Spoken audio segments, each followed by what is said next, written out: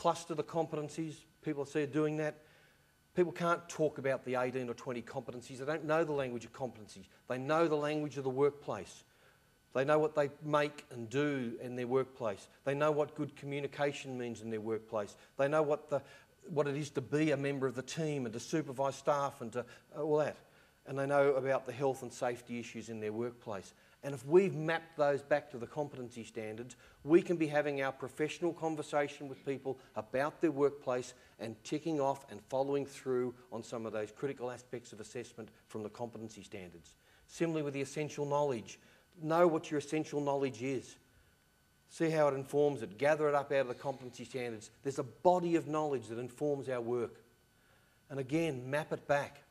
So again, when we talk about what the legislation is, we know which competencies it relates to and what we're not prepared to sign off on until they know it. And then work up your professional conversation. Clarify experience. Follow the journey. Talk with them. Explore the routine and the planned. Respond to challenges. How do they respond to challenges? And what about health and safety? It's one of my favourite graphs from social sciences. This is about organ donors, people who are willing to be organ donors. And you'll see we've got there in Europe, they're all European countries. On the right-hand side in the blue are countries that seem to be doing a lot of people willing to be organ donors. On the left-hand side, countries where they're not so willing.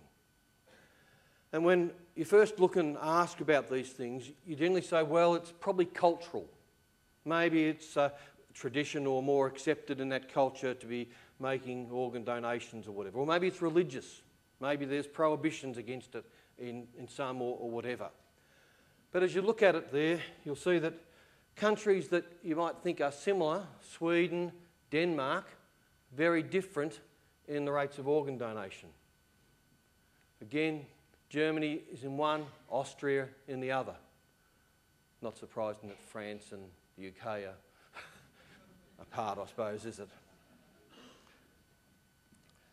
But of course, what's the difference? You know what the difference is? The countries on the right, when you get your licence to renew your licence, you get something that says, check the box if you, on the left-hand side, check the box if you want to participate in organ donor program. The countries on the right-hand side with the higher levels say check the box if you don't want to participate in the organ program. Most people never check the box. Some people join, some people don't. But if we make the default option organ donation, we get a lot of it. If we make the default option, you've got to opt in, you've got to choose to be in part of it, then we get less. And again, I think that has relevance to RPL. This is, again, I've just summarised this down, and please, I won't mention the name of the company or the organisation. But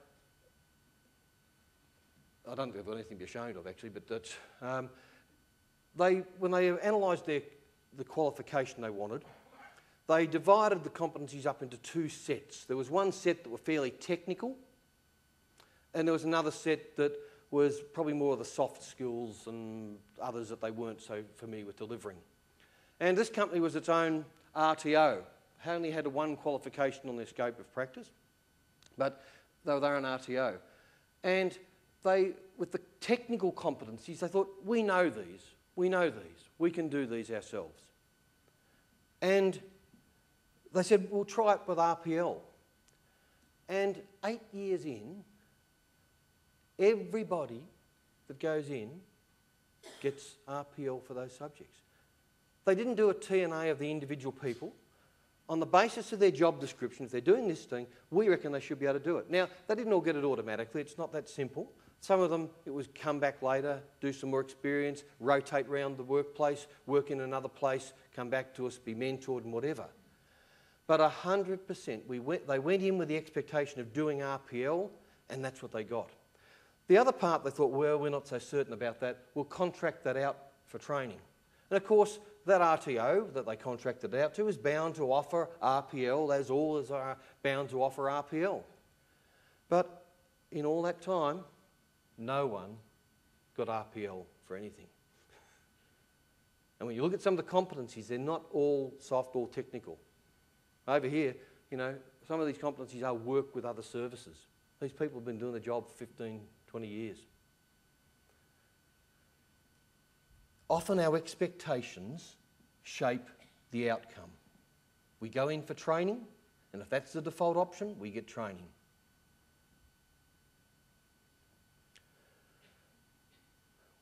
I reckon I'd like to see our forms read something like this.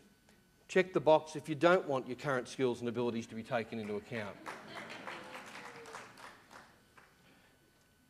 We have the skills to do this. We use the skills in teaching all the time.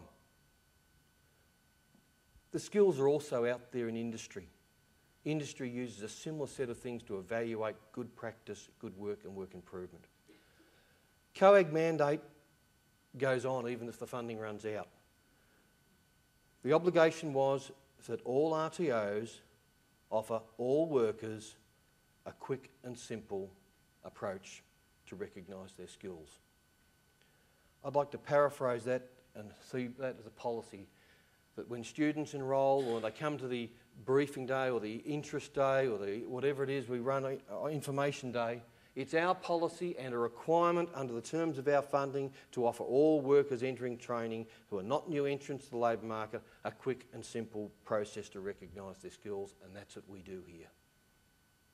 That would support the student. Thank you.